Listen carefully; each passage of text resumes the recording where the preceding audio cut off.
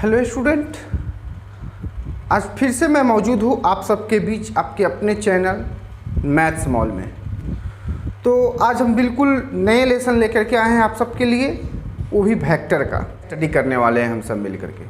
तो चलिए पहले आप नोटबुक और बुक सामने निकाल करके बैठ जाए। और मैंने PDF प्रोवाइड किया था वेक्टर का, और आप सबको बताए भी थे कि इसका प्रिंट आउट करवा लीजिएगा, वो थ्योरी का था। अगर करवा लिए हैं तो उसे भी सामने रख ले, अगर नहीं करवाए हैं तो चलिए कोई बात नहीं है, हम लेसन स्टार्ट करेंगे और जहाँ थ्योरी की आवश्यकता होगी, ज़रूरत होगी, वहाँ हम साइड में समझावेंगे भी।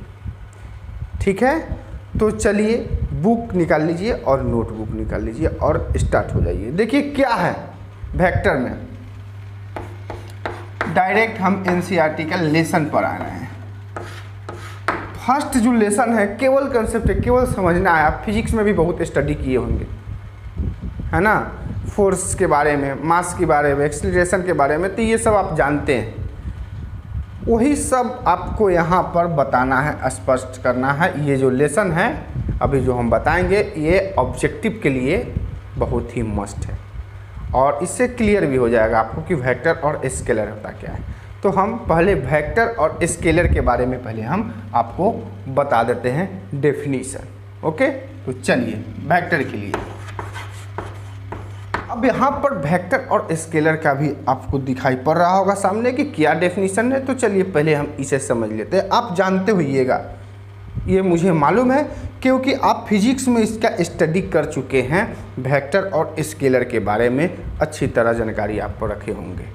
फिर भी यहाँ हम जब मैथ पढ़ रहे हैं, जो लेसन स्टार्ट करेंगे 10.1, उसमें यही वेक्टर और स्केलर का आपका काम है। क्योंकि अभी जो हम लेसन स्टार्ट करेंगे 10.1, उसमें यही वेक्टर और स्केलर की चर्चा है।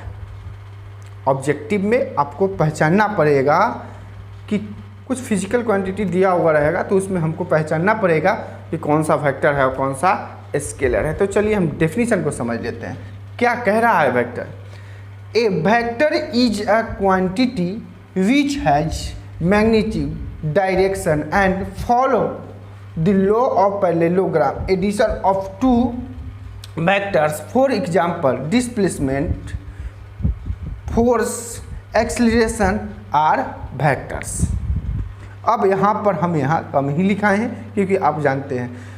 और डायरेक्ट अगर आपसे कहा जाएगा तो वेक्टर हम वैसे क्वांटिटी को बोलते हैं जिसमें क्या हो, मैग्नीट्यूड भी हो और डायरेक्शन भी हो। वैसे क्वांटिटीज को हम क्या बोलते हैं मालूम है? Vector quantity. और स्केलर में क्या होता है मालूम है? केवल मैग्नीट्यूड, इसमें कोई डायरेक्शन की चर्चा नहीं होती है। वही क्वांटिटीज क्या कहलाता है मालूम है? बोलिए, स्केलर क्वांटिटीज। बस यही समझना है। वेक्टर में मैग्नीट्यूड और डायरेक्शन दोनों होता है और स्केलर में केवल मैग्नीट्यूड होती है। क्लियर है? वही आपको यहाँ पर स्पष्ट किया गया है। देखिए, but does not have a direction. Clear है? यहाँ for example time, mass, temperature, है ना, distance and specific gravity ETC are scalar. अब हम ये जानते हैं, टाइम, मास के भी बारे में जानते हैं, टेम्परेचर के भी बारे में जानते हैं। ये अच्छी तरह फिजिक्स में आपने स्टडी किए होंगे और ये क्लास 10th में भी आप टेम्परेचर, मास, डिस्टेंस, ये सब के बारे में स्टडी किए होंगे। तो चलिए कम टू दी पॉइंट हम आते हैं लेसन पर और उसमें क्वेश्चंस को देखते हैं कि क्वेश्चंस में क्या कह रहा है। ओके, इसे आप नोट कर लीजिए। तो देखिए एक्सरसाइज 10.1 का ये लेसन जो हम क्वेश्चंस भी यहाँ लिखे हैं और ये आप सबको हम समझाते हैं। ऑब्जेक्टिव है, इसे समझना पड़ेगा। अगर इसे समझ लेंगे तो थ्योरी भी हमें याद हो जाएगा और नेक्स्ट लेसन जब हम बनाना स्टार्ट करेंगे ना, तो बिल्कुल आसानी से बनना भी स्टार्ट हो जाएगा। तो बस केवल आपको फोकस करना है और ध्यान देना है कि हम क्या कह रहे हैं और क्या है इसमें कुछ खास, बस उस पॉइंट को पकड़ना है। तो चलिए देखते हैं। Represent graphically a displacement of 40 kilometre 30 degree east of north. अब यहाँ देखिए ईस्ट वेस्ट नॉर्थ साउथ, यही सब पढ़े हैं ना। तो चलिए पहले हम बना लेते हैं। अब यहाँ ध्यान दीजिए, east west north south 40 kilometre जाना है। कहाँ जाना है? देखिए नॉर्थ की ओर जो 30 डिग्री एंगल, तो यहाँ ये जो है यहाँ से 30 डिग्री एंगल बना लीजिए। सपोज कर लीजिए ये कितना डिग्री एंगल हो गया मालूम है? 30 डिग्री। और ये जो है ना, डिस्टेंस जो है कितना किलोमीटर दिया हुआ है? 40 किलोमीटर। ये समझ में आ गया ये बात? तो इसमें डायरेक्शन भी आपको बता रहा है कहाँ से कहाँ जा रहा है। ऐसे पूछा जाए तो ये क्या हो जाएगा मालूम है? वेक्टर। क्योंकि वेक्टर में मैग्नीट्यूड और डायरेक्शन दोनों होता है, तो इसमें दोनों प्रेजेंट है। क्लियर है? डायरेक्शन भी है और मैग्नीट्यूड भी। क्लियर है? तो ये वेक्टर होगा। ऐसे पूछ नहीं रहा है, लेकिन आपसे कोई पूछेगा तो बता दीजिएगा ये क्या हो जाएगा? Quantity, vector quantities. क्लियर है? सेकंड नंबर यहीं पर पहचानना है हमें कि कौन सा स्केलर है और कौन सा वेक्टर है। तो चलिए देखिए यहाँ पर क्लासीफाई करना है। The following measures are scalars and vectors. इतना जो दिया हुआ है मेजर्स, इसमें वेक्टर भी है और स्केलर्स भी है, तो हमें इसे अलग करके बताना है। तो यहाँ समझ लीजिए 10 किलोग्राम है ना, वजन है 10 kg। तो ये क्या हो जाएगा? आप जानते हैं जब भी kg होगा तो ये हो जाएगा मास, और मास होगा तो ये क्या हो जाएगा मालूम है? बोलिएगा, स्केलर होगा। क्लियर है?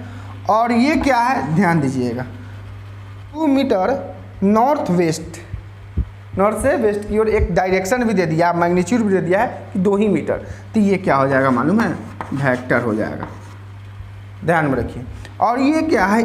डिग्री दिया हुआ है, डेट मीन्स एंगल। इसमें एंगल कौन सी दिशा में लेकर के जाना है? देखिए यहाँ पर एक 30 डिग्री एंगल दिया हुआ था, लेकिन कह रहा है यहाँ 40 किलोमीटर डिस्टेंस तय करना है, लेकिन ईस्ट ऑफ नॉर्थ, ईस्ट से नॉर्थ की ओर। देख रहे हैं ना? इसीलिए तो इसमें डायरेक्शन बता रहा है, लेकिन यहाँ पर केवल क्या है? डिग्री है, कोई डायरेक्शन की चर्चा नहीं है। तो ये क्या हो जाएगा? स्केलर हो जाएगा।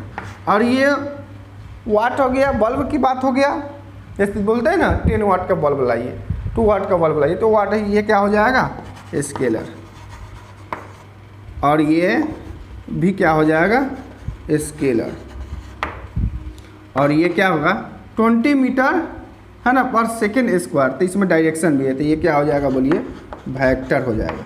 बस केवल समझने वाला ये टर्म ऑफ कंडीशन था, जो अभी हम डेफिनेशन लिखाए हैं उसमें सारा कुछ बताया गया है, और ये पहले से भी आप लोग परिचित थे ये वेक्टर और स्केलर से।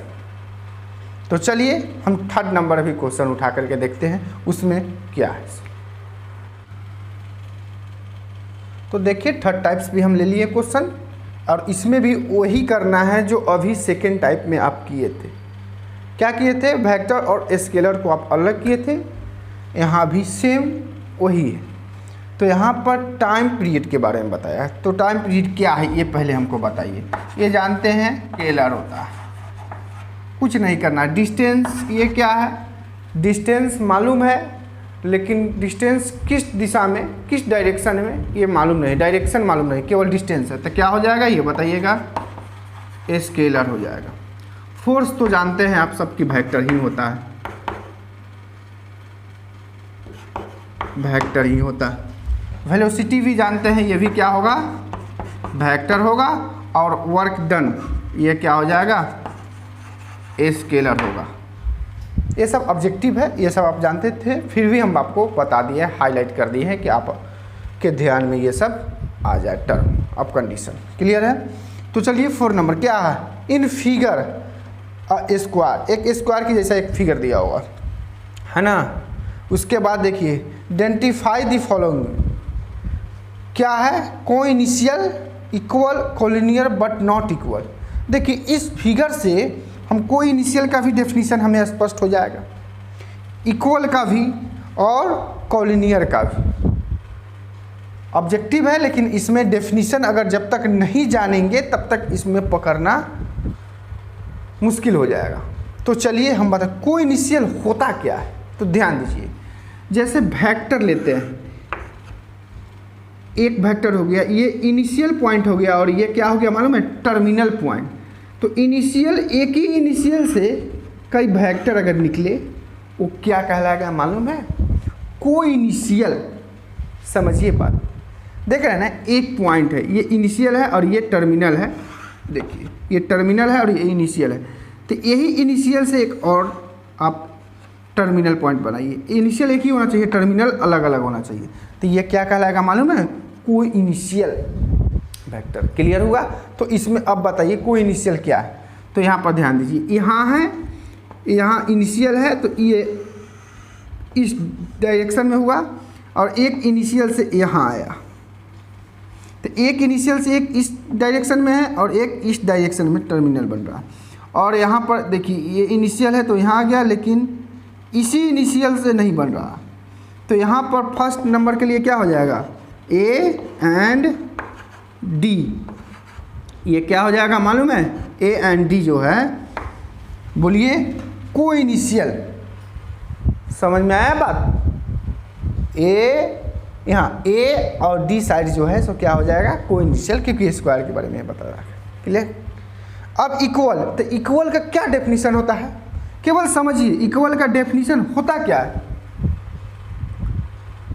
मैग्नीट्यूड और डायरेक्शन दोनों सेम होना चाहिए, वो इक्वल वेक्टर कहलाता है। तो कैसे, जरा सा ध्यान दीजिए। यहाँ से देखिए ये इस डायरेक्शन में हुआ और यहाँ से ऐसे हुआ, तो चलिए वेक्टर तो सेम हो गया बट मैग्नीट्यूड जो है सो सेम नहीं हुआ। तो अब यहाँ पर ध्यान दीजिए, यहाँ से देखिए अप से डाउन की ओर, फिर यहाँ अप से डाउन की ओर आ रहा है। तो यहाँ मैग्नीट्यूड भी सेम और क्या है, डायरेक्शन भी सेम। तो क्या हो जाएगा, डी एंड बी क्या हो जाएगा बताइए, इक्वल वेक्टर। क्लियर हुआ? मैग्नीट्यूड और डायरेक्शन दोनों सेम। देखिए अप से डाउन की ओर इसका डायरेक्शन है, फिर अप से डाउन की ओर भी इसका डायरेक्शन है। और यहाँ देखिए ऐसे देखेंगे तो लेफ्ट से राइट की ओर है और यहाँ राइट से लेफ्ट की ओर डायरेक्शन है। तो यहाँ पर डायरेक्शन सेम नहीं है, इसी के कारण ए और सी इक्वल नहीं लिए हैं, बी, यहाँ बी और डी को इक्वल लिए। क्लियर हुआ? चलिए third number, collinear but not equal. तो देखिए यहाँ समझिए बात को, आपको इक्वल में डायरेक्शन भी और मैग्नीट्यूड दोनों क्या होना चाहिए, सेम होना चाहिए, लेकिन कॉलिनियर में ऐसा शर्त नहीं है। वेक्टर सेम होना चाहिए बट डायरेक्शन जो भी हो। बात समझ में आ गया? तो ध्यान दीजिए, तो यहाँ पर देखिए ये लेफ्ट से राइट की ओर है और ये राइट से लेफ्ट की ओर है, तो लेकिन यहाँ डायरेक्शन क्या है, अलग अलग है। तो इस परिस्थिति में ये क्या हो जाएगा मालूम है, कॉलिनियर होगा। क्या होगा? कॉलिनियर होगा, लेकिन इक्वल नहीं होगा, क्योंकि इक्वल में डायरेक्शन और मैग्नीट्यूड दोनों सेम होना चाहिए। जो डी और बी में देखिए दोनों सेम था, इसीलिए इक्वल में डाल दिए। लेकिन यहाँ पर देखिए ए और सी डायरेक्शन अलग है लेकिन मैग्नीट्यूड क्या है, सॉरी डायरेक्शन अलग है हाँ, और मैग्नीट्यूड सेम है, इसीलिए क्या आ गया है मालूम है, कॉलिनियर। समझ में आया? ये जरूर आ गया होगा। तो ये 4 नंबर से हमें इस सब का डेफिनीशन भी हमें ध्यान में आ गया कि डेफिनीशन क्या था। तो इसी तरह क्वेश्चन में हम कन्वर्सेशन करते रहेंगे आप सबसे, और आप लोग इसको ध्यान से देखने की कोशिश कीजिए। चलिए टाइप नंबर 5 में आ गए। क्या करना है सो पहले देख लेते हैं। Answer the following are true और फॉल्स। कौन सा इसमें ट्रू है और कौन सा इसमें फॉल्स है। कॉलिनियर के बारे में आप जान चुके हैं कि कॉलिनियर होता क्या है। इक्वल वेक्टर के भी बारे में आप जान चुके हैं कि इक्वल वेक्टर होता क्या है। कॉनिशियल वेक्टर के बारे में आप जान गए कि कॉनिशियल वेक्टर होता क्या है। ठीक है, तो अब इसे समझना बिल्कुल साधारण और आसान हो जाएगा। तो चलिए स्टार्ट करते हैं। ए एंड माइनस ए। अच्छा, यह माइनस ए कहने का मतलब क्या हुआ, अब यहाँ पर थोड़ा सा हम समझाते हैं आपको। ये देखिए एक वेक्टर हो गया ए, यहाँ डायरेक्शन देखिए लेफ्ट से राइट की ओर, और ये क्या आ रहा है मालूम है, राइट से लेफ्ट की ओर आएगा, तो ये क्या हो जाएगा मालूम है, माइनस ए। ध्यान में रखिए, मान लीजिए कि यहाँ ओ ए ले लिए, यहाँ भी ओ ए ले लिए, तो यहाँ O A is equal to vector A. और यहाँ देखिए यहाँ पर क्या, अगर ओ ए ही रखेंगे तो कोई दिक्कत नहीं, ये माइनस ए हो जाएगा। ये आपको समझने की ज़रूरत है। कहने का मतलब हुआ क्या कि यहाँ ए एंड माइनस ए, तो एक वेक्टर है और माइनस ए भी एक वेक्टर है, लेकिन डायरेक्शन दोनों का क्या है, चेंज है, लीनियर।